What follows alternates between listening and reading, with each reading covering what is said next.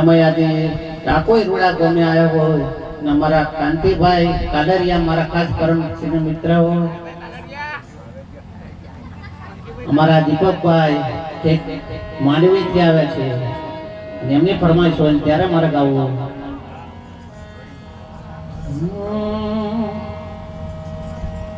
એ કોણ જાણી શકે કાળને રે કાલે સવારે કેવું થાશે.